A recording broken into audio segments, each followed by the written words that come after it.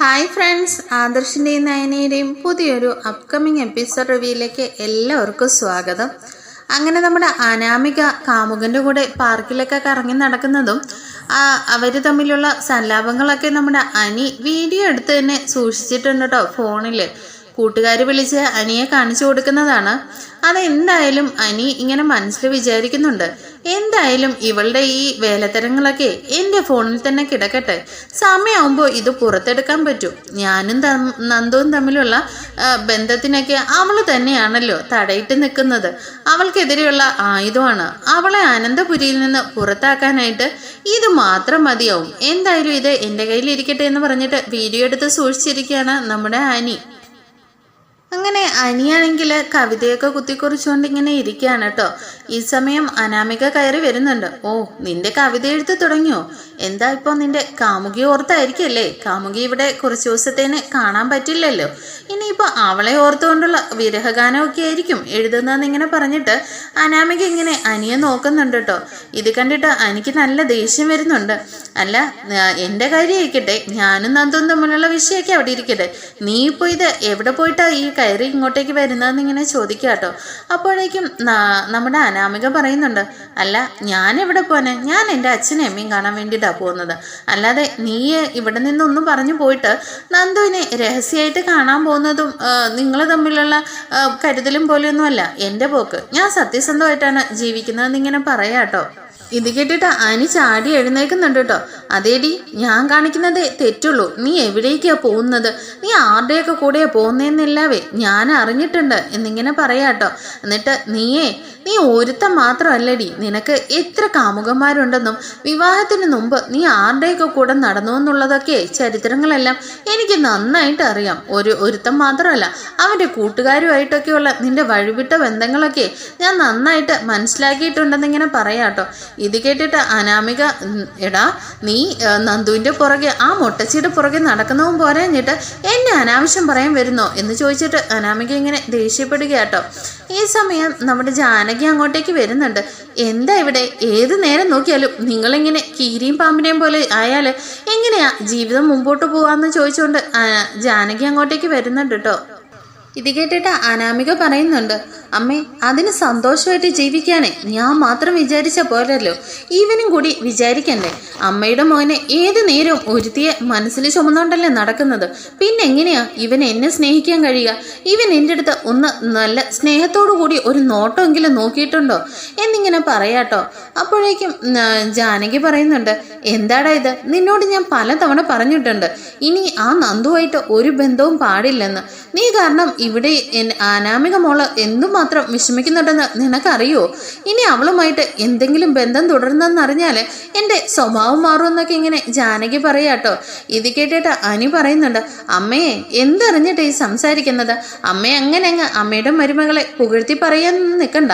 അവളെക്കുറിച്ചുള്ള സത്യങ്ങളൊക്കെ അറിഞ്ഞാലേ ഇതെല്ലാം ഒരു ദിവസം അമ്മ തന്നെ തിരുത്തി പറയേണ്ടി വരുമെന്നിങ്ങനെ അനി പറയുന്നുണ്ട് കേട്ടോ.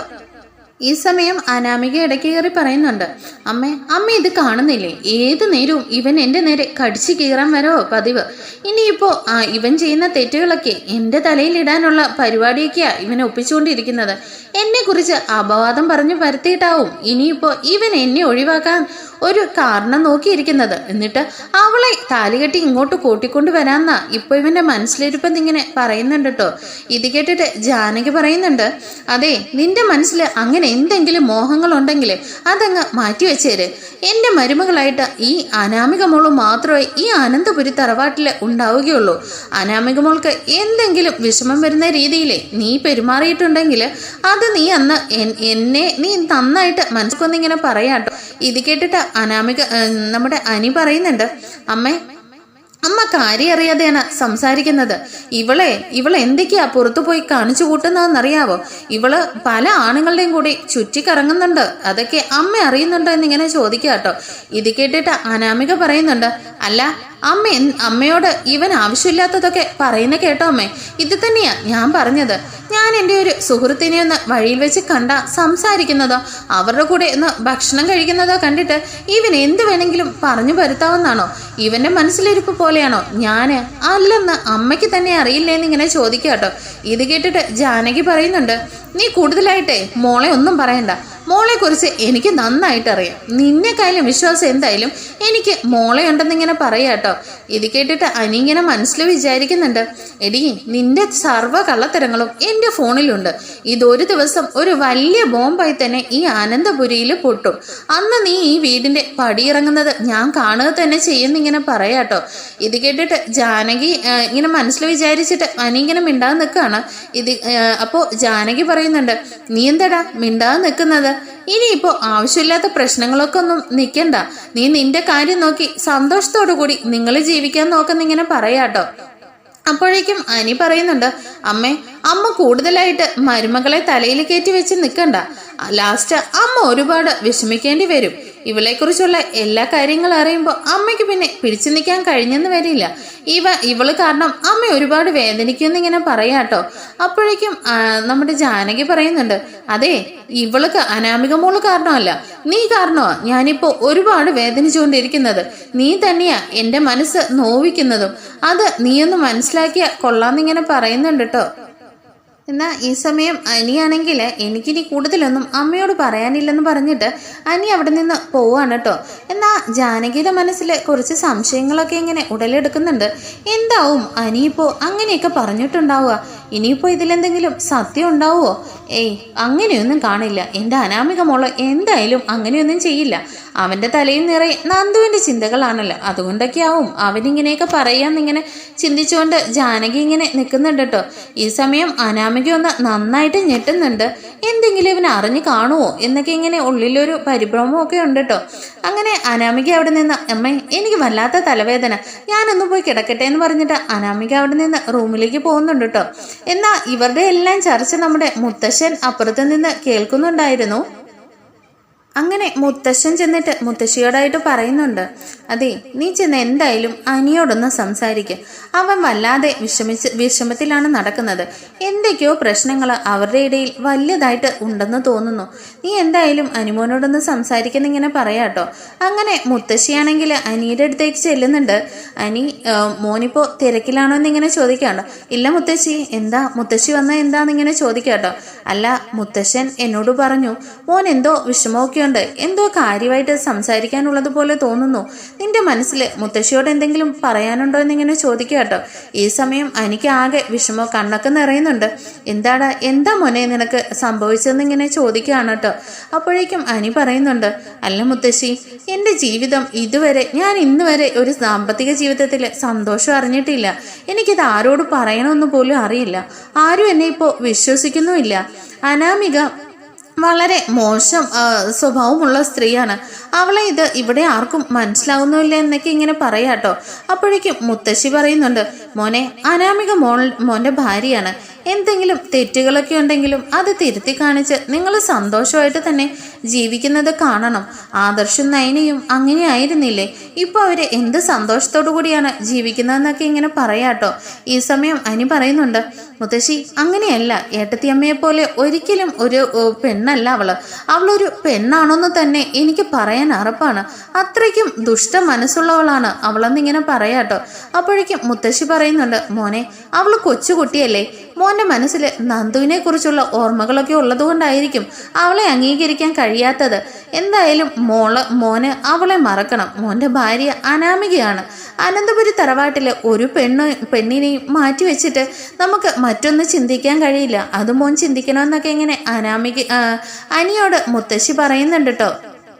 അനി എന്നിട്ട് വീണ്ടും പറയുന്നുണ്ട്, അല്ല മുത്തശ്ശി വിചാരിക്കുന്നത് പോലെ ഒന്നുമല്ല കാര്യങ്ങൾ.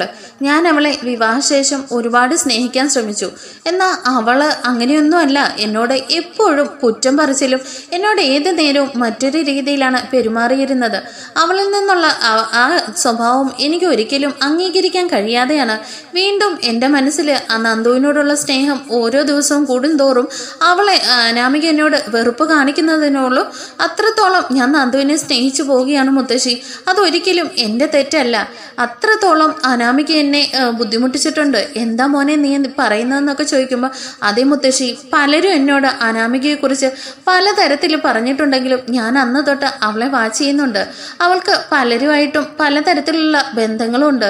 ഇന്നലെ ഇപ്പോൾ എൻ്റെ സുഹൃത്തുക്കൾ തന്നെയാണ് അവള് മറ്റൊരു പുരുഷനുമായിട്ട് പാർക്കിൽ സല്ലപിച്ചുകൊണ്ടിരിക്കുന്നതൊക്കെ എന്നെ കാണിച്ചു തന്നത്. മുത്തശ്ശി ഇത് കണ്ടോ? ഞാൻ ആ പാർക്കിൽ വെച്ചുള്ള ദൃശ്യങ്ങളെല്ലാം ഈ ഫോണിൽ തന്നെ വീഡിയോ എടുത്തിട്ടുണ്ട്. എനിക്കിത് മറ്റാരെ കാണിക്കാനുള്ള ധൈര്യം ഉണ്ടായിട്ടല്ല. ഇപ്പോൾ മുത്തശ്ശി ചോദിച്ചത് കൊണ്ട് മാത്രമാണ് ഞാൻ ഈ വീഡിയോ കാണിച്ചു തരുന്നത്. ഇനിയിപ്പോൾ ഞാൻ എന്താ മുത്തശ്ശി ചെയ്യേണ്ടതെന്നിങ്ങനെ പറഞ്ഞിട്ട് ആ വീഡിയോ കാണിച്ചു കൊടുക്കുകയാണ് കേട്ടോ. അങ്ങനെ അനാമികയാണെങ്കിൽ പാർക്കിൽ മറ്റ് കാമുകൻ്റെ കൂടെ സല്ലപിക്കുന്നതും മടിയിൽ കിടക്കുന്നതും ഒക്കെ ആയിട്ടുള്ള കാര്യങ്ങളൊക്കെ ഇങ്ങനെ കാണിച്ചു കൊടുക്കുമ്പോൾ മുത്തശ്ശിയാകെ ഞെട്ടിത്തരിച്ച് നിൽക്കുകയാണ്. എന്താ അനിമോനെ ഇത്? എന്തൊക്കെയാണ് ഞാനീ കാണുന്നത്? എൻ്റെ ഈശ്വര, ഞാൻ ഇതൊക്കെ എങ്ങനെയാ മുത്തശ്ശനോട് പറയുന്നത്? എൻ്റെ കുട്ടിയുടെ ജീവിതം നശിപ്പിച്ചുകൊണ്ടാണല്ലോ ഇവള് എന്തൊക്കെയായി കാണിച്ചു കൂട്ടുന്നത്. മോനെ, ഇത് അനാമിക മോള് തന്നെയാണോ? മോന് ഉറപ്പാണോ എന്നിങ്ങനെ ചോദിക്കുക കേട്ടോ. അതേ മുത്തശ്ശി. അങ്ങനെ സൂം ചെയ്തൊക്കെ അനി ഇങ്ങനെ ആ വീഡിയോ കാണിച്ചു കൊടുക്കുന്നുണ്ട് കേട്ടോ. അങ്ങനെ മുത്തശ്ശിയാണെങ്കിൽ മനസ്സിലിച്ച് വിചാരിക്കുന്നുണ്ട്, എൻ്റെ ഈശ്വര, എന്ത് അബദ്ധമാണ് കാട്ടിക്കൂട്ടിയത്. എൻ്റെ അനിമോൻ്റെ ജീവിതം തന്നെ നശിപ്പിച്ചല്ലോ. ഇവൾ ഇത്രക്കാരിയായിരുന്നല്ലോ. എന്തായാലും ഇവളെ വെറുതെ വിടാൻ പോകുന്നില്ല. മോനെ അനി, നീ അല്പം കൂടി ക്ഷമിക്കടാ. നമുക്ക് തക്കതായ കുറച്ച് സമയം കൂടി വെയിറ്റ് ചെയ്യാം. എന്തായാലും ഇതിനൊരു തീരുമാനം നമുക്ക് ഉണ്ടാക്കിയെടുക്കാന്നൊക്കെ ഇങ്ങനെ പറഞ്ഞിട്ട് മുത്തശ്ശി അനിയെ സമാധാനിപ്പിക്കുന്നുണ്ട് കേട്ടോ.